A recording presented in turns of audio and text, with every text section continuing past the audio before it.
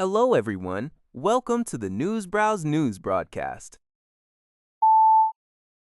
According to reports cited by UPI, the United States and Iran have agreed to halt recent escalations in mutual attacks, a development that may help stabilize their fragile truce.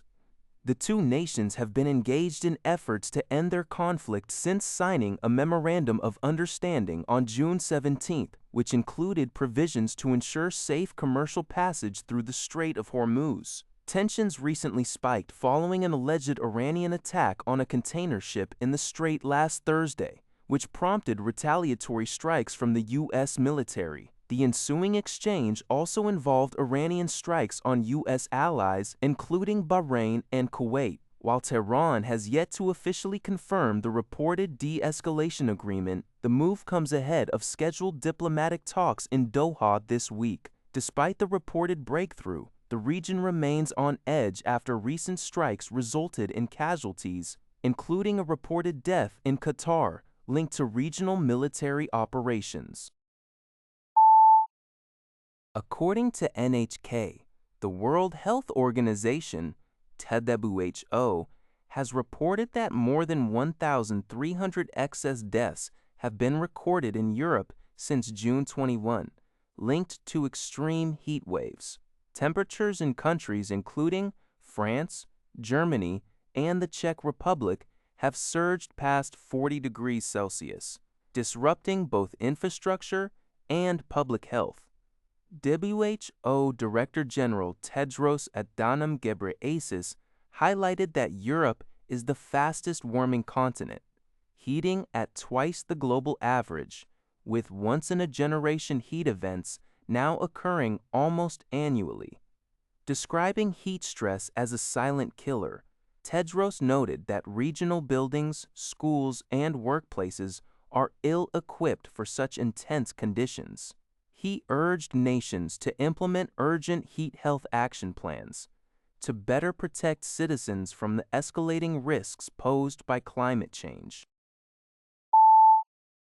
Australia and the South Pacific island nation of Vanuatu have signed a landmark economic and security pact known as the Nakamal Agreement. According to reporting by the Liberty Times, this agreement explicitly prohibits the establishment of any foreign military bases on Vanuatu's soil. The deal is widely interpreted as a strategic red line drawn by Australia to prevent China from securing a permanent military presence in the South Pacific. In conjunction with the security commitments, Australian Prime Minister Anthony Albanese announced a 500 million Australian dollar aid package to support Vanuatu's national development. The Chinese government has responded with criticism, accusing Australia of engaging in geopolitical games and urging that cooperation with Pacific nations should not be targeted at third parties. Vanuatu remains a key focus of regional influence, with ongoing efforts by both Western powers and China to strengthen their presence in the archipelago. The aid agreement seeks to maintain regional stability while upholding Vanuatu's sovereignty.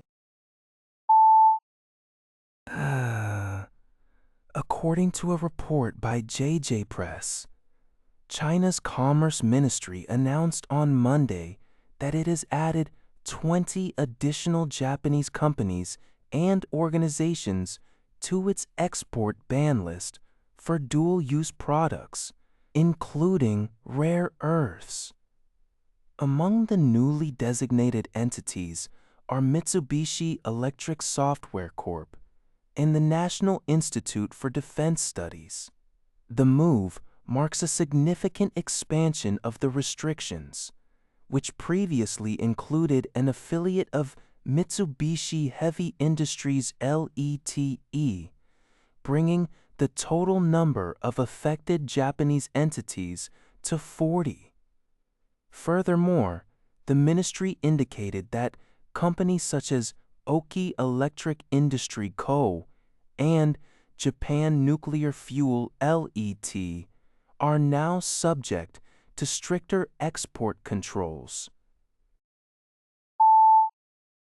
On Monday, the South Korean won experienced a sharp decline, reaching its weakest level in 17 years against the US dollar. According to Yonhap News Agency, the currency was quoted at 1,545.2 per dollar by the close of the trading session, marking its lowest point since March 9, 2009. This downward trend was primarily driven by foreign investors offloading local equities, with net sales reaching 7.7 trillion won, approximately $4.9 billion. The sell-off was exacerbated by renewed geopolitical tensions in the Middle East following reports of military strikes between the United States and Iran near the Strait of Hormuz. Additionally, the US dollar maintained its strength as global investors anticipated a potential interest rate hike by the US Federal Reserve. Despite a slight recovery during intraday trading on hopes of renewed diplomatic talks between Washington and Tehran, the pressure from sustained foreign divestment kept the won significantly weakened throughout the day. That's all for this video. Thank you for watching. See you in the next video.